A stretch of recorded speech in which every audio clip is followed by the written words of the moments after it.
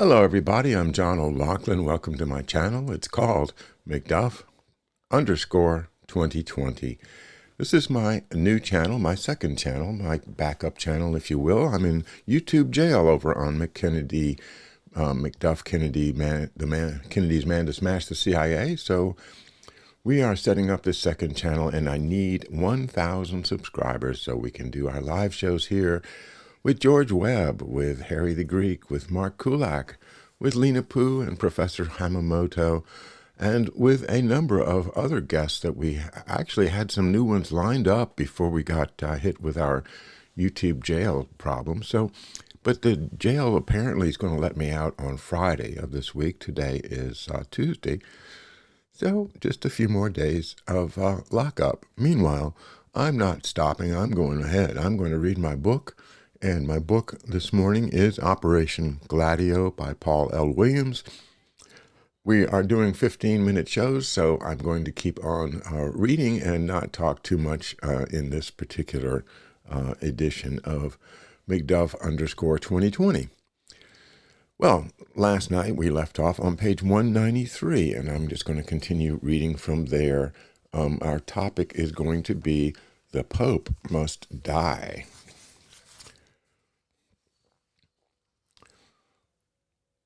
On March 27, 1980, Sindona was convicted of 68 counts of fraud, misappropriation of funds, and perjury. He tried to kill himself on May 13, 1980. On June 13th, he was sentenced to 25 years in prison. While Sindona remained at the Metropolitan Correctional Center, Licio Gelli made trips to Langley to meet George H.W. Bush, the director of the CIA.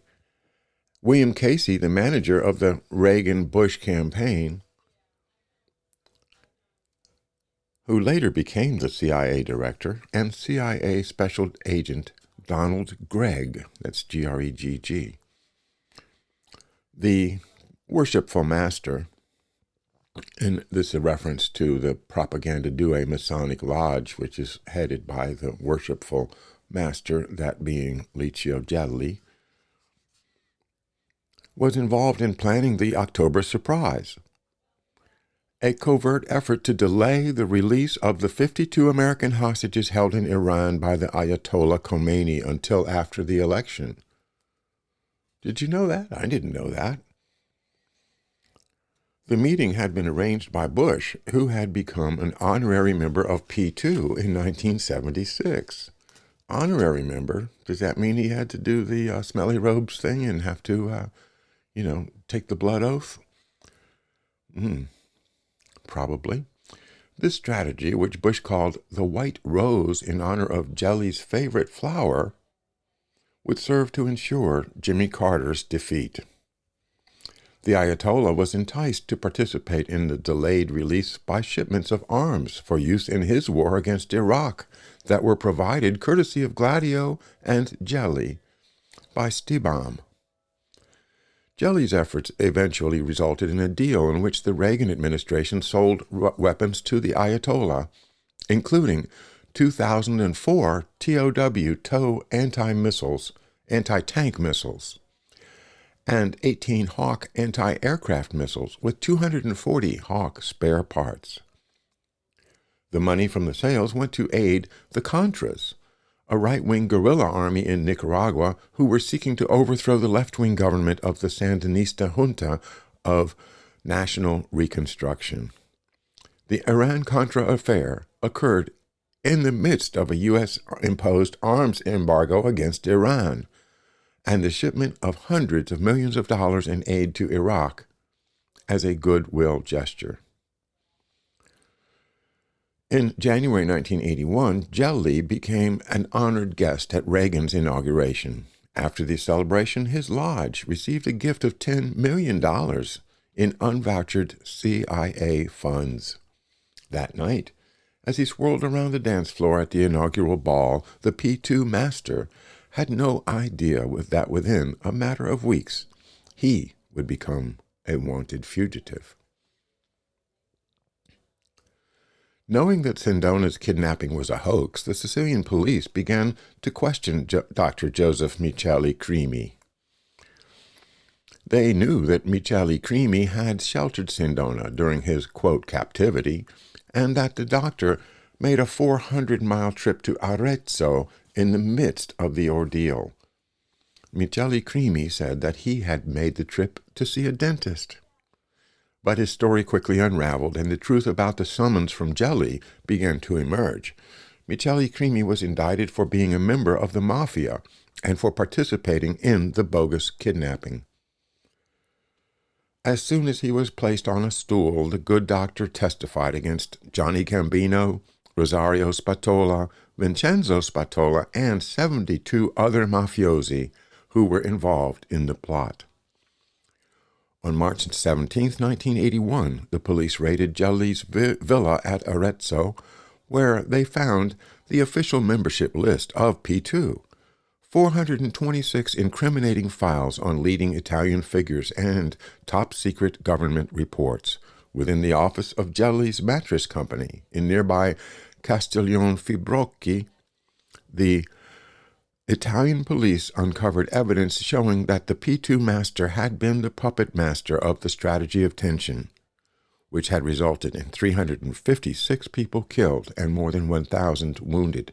Warrants were issued for Gelli's arrest, but the worshipful master was not to be found. He had fled to South America. At the end of April 1981, the Trapani Mafia, based on the west coast of Sicily, had a problem. Their lawyer, Francesco Messina Denaro, was a fugitive from justice. He had been safeguarding their monthly earnings from the heroin trade, which amounted to $6 million. The money had to be moved to an undetectable location before the police, who were seeking Denaro, stumbled upon it. They knew the right location and the right person to pick up the bag. The Trapanis flew to Rome, quote, to the office of public notary Alfano, where they handed a suitcase filled with cash to their trusted old friend, Archbishop Paul Marcinkus. It was late at night, but the Vatican banker was pleased to make the deposit. Conducting business as usual, Marcinkus did not appear concerned over the fate of Sindona, the flight of Gelli, and the plight of Calvi, nor was he flustered by the arrests of Massimo Spada and Luigi Menini, the former and present lay delegatos of the IOR, for their complicity in looting the Banca Privata Finanziaria. His composure in the face of the worsening circumstances engulfing the Vatican Bank may have been due to his awareness that a plan was in the works to deal with John Paul II, who had become a primary cause of setbacks within Operation Gladio. And now we move to chapter 15. The caption is, "The Pope Must Die." And our introductory quote for this chapter is a very, very important one and very famous one from David Rockefeller, his memoirs published in 2002. And this is a quote that I think everybody in this fight needs to memorize.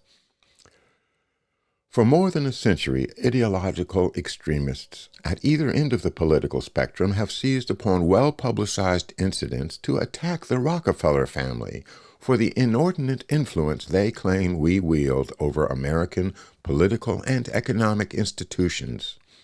Some even believe we are part of a secret cabal working against the best interests of the United States, characterizing my family and me as internationalists, and of conspiring with others around the world to build a more integrated global political and economic structure, one world, if you will. If that is the charge, I stand guilty, and I am proud of it. David Rockefeller, 2002.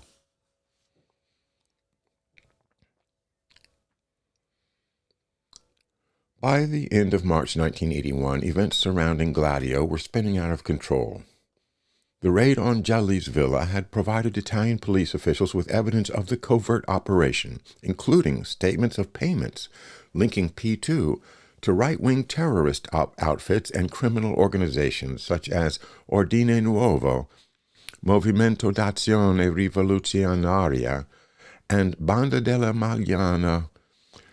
The confiscated files also provided insight into Gelli's close ties to the CIA and SISMI or SISMI. Adding to the treasure trove of information came proof that Sindona, Calvi, and Marcinkus were members of the secret society, that Gelli had been instrumental in setting up branches of Banco Ambrosiano in Latin America, and that the Vatican's shell companies had been used by P2 as a means of providing arms to right-wing regimes and rebel armies. The Italian police officials were now aware that U.S. political leaders, including the Vice President, the Secretary of State, and the U.S. Ambassador to Italy, were intricately involved in the inner workings of the lodge.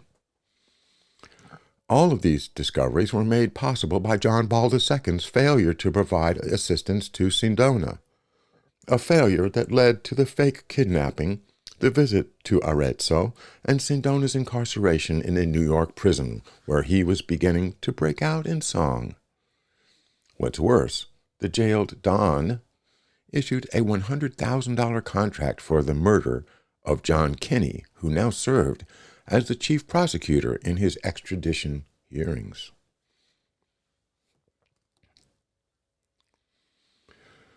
By refusing to shore up the losses incurred by the IOR's shell companies, the Pope had been remiss.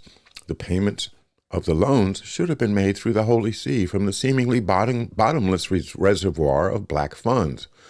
But John Paul II intransigently refused to acknowledge such debts, for fear that the common laity might come to learn that the Holy Mother Church was a very worldly institution. This refusal resulted in a massive investigation by the Bank of Italy into the affairs of Calvi and Banco Ambrosiano, and the revelation that hundreds of millions of dollars had been illegally exported out of Italy to the Vatican's strange-sounding companies. What, the investigators began to wonder, was the parochial purpose of the offshore firms that had received over $1.5 billion in, quote, loans from Ambrosiano. Surely the companies, now gorged with cash, couldn't be engaged simply in selling rosary beads, scapulars, and garish background statuary to impoverished Latinos. The probe, thanks to John Paul II's inaction, continued to gather steam with each passing day, and if the investigation was not halted, it would lead to the office of Stiebaum International, which was located on Ambrosiano property, and the discovery of the massive drugs for arms deal that was underway to make the world safe for democracy. The raid at Arezzo produced another devastating result, the loss of power for the Christian Democrats in Italy. Since 1947, the CIA had bolstered the party with over $65 million in cash, making sure it would remain in control of the Italian government. But the names of three leading members of the cabinet of Prime Minister Arnaldo Forlani were on the P2 list, along with the heads of Italy's military intelligence, commanders of the Guardia di Finanza, prominent journalists, including the editors and publishers of Corriere della Sera, powerful judicial officials, and leading military figures. The government of Forlani, the geostrategists within the CIA, realized could not weather the crisis, and would collapse within a year, and the agency would lose control over the financial police, who were in charge of the Ambrosiano investigation. The military intelligence would no longer be able to plant evidence against the Italian communists. Judges would no longer issue the prescribed ruling, and journalists would no longer provide the proper spin to the daily news. All right, I'm up to 15 minutes, so I'm going to have to cut it off here.